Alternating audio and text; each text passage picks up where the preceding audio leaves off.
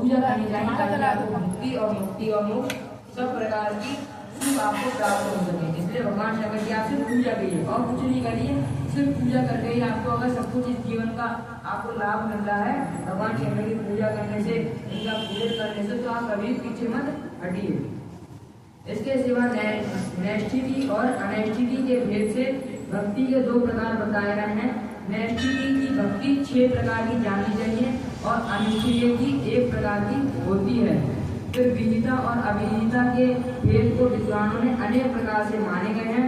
उनके बहुत से भेद होने के कारण यहाँ विस्तृत वर्णन नहीं किया जा रहा है। यानी इतने बड़े वो हैं कि पूरी शिव पुराण समाप्त हो जाएगी परंतु उनके जो भेद है वे समाप्त नहीं होंगे, इसलिए ऋषि ने यहाँ पर उसका वर्णन नहीं किया है।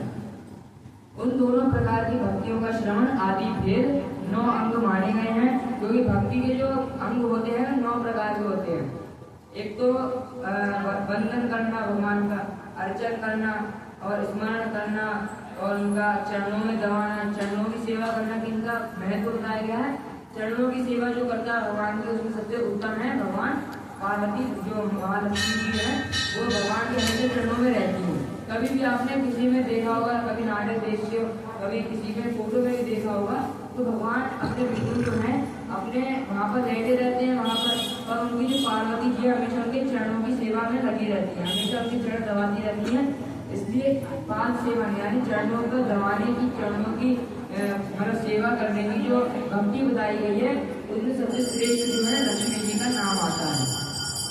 और सत्य भक्ति जो होती है यानी भगवान से आप मित्रता करके भी आप एक भक्ति जागरूक कर सकते हैं। यानी एक जो भक्ति है उसे आप कैसे बढ़ाएंगे, एक का नाम है सत्य भक्ति। यानी आप अगर भगवान के मित्र बन जाते हैं, मित्र भक्ति सबसे बढ़िया किसने कर दिखाई है, अर्जुन ने।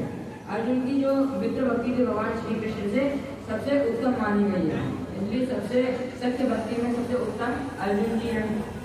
स्मरण काल में जो 5 सेवा में आई चरणों की दबाने का उनकी सबसे ऊपर है लक्ष्मी मैया, जो कि जो हमेशा तत्पर रहती है, कभी भी पीछे नहीं हटती, हमेशा उन्हीं बैठी रहती है। तो कोई और काम तो है नहीं, परंतु भगवान की सेवा में उनसे बड़ा कोई काम नहीं होता है, जो भगवान के अंदर आग से पैर दबाती रहती है।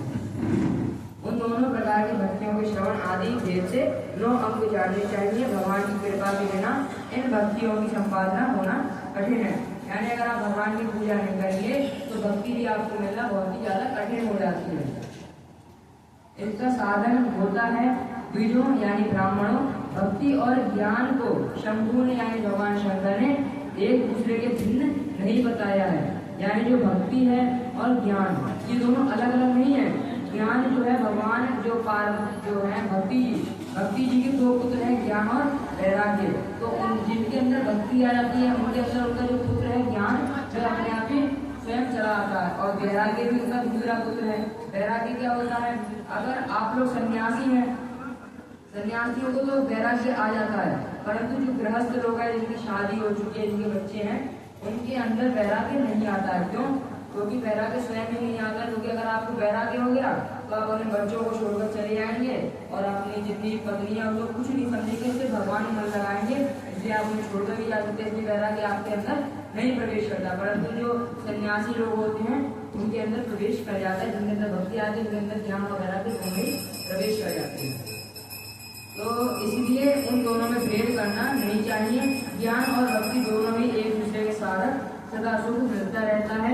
हे ब्राह्मणों, जो भक्ति का विरोधी है उसे ज्ञान की प्राप्ति नहीं हो सकती। यानी अपनी माता को छोड़कर ज्ञान कहाँ जाएगा।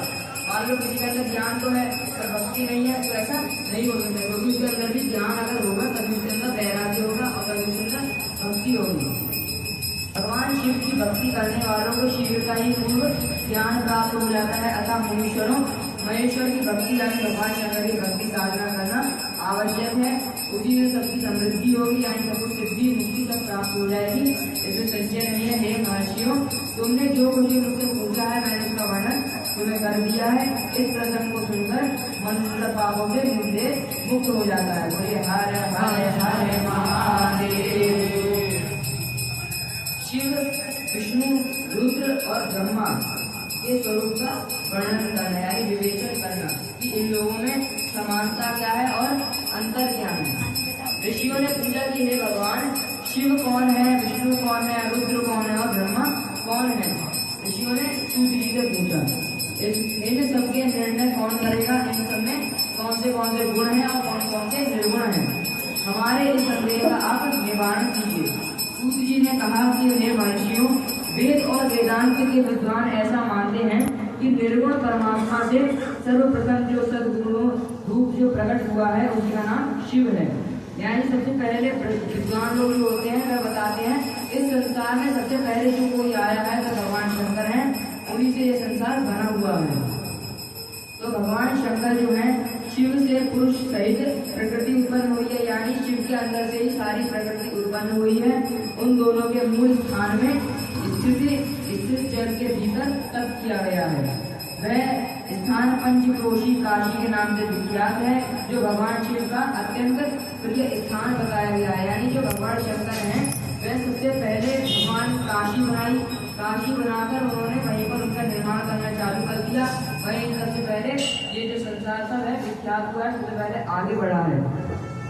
और इस जलाशय का जो जल का आश्रय लेकर जो योग माया से युक्त श्री हरि का वहां पर सोए हुए हैं।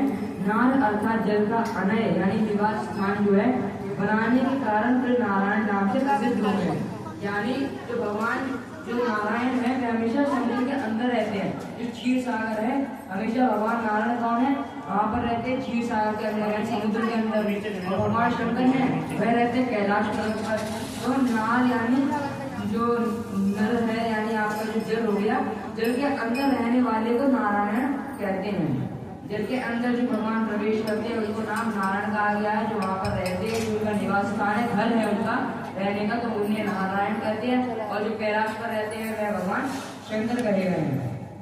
और उनके नारायण के नाभि कमल से, यानी सबसे पहले भगवान शंकर हुए और भगवान शंकर के अंदर यानी उनके हृदय में नारायण जी जो थे भगवान विष्णु, वह वहाँ पर उनके अंदर ही तपस्या कर रहे थे। भगवान शंकर के शरीर के अंदर तपस्या कर रहे थे। उन तपस्या के प्रकट होकर भगवान ने अपने हृदय से निकालकर, अपने शरीर से निकालकर उन्हें इस दुनिया में लाया। और ताकि नारायण भगवान जो है ब्रह्मा की उत्पत्ति कर सके, और ब्रह्मा की उत्पत्ति करेंगे तो भगवान ब्रह्मा जो है आगे सृष्टि का आरंभ करेंगे।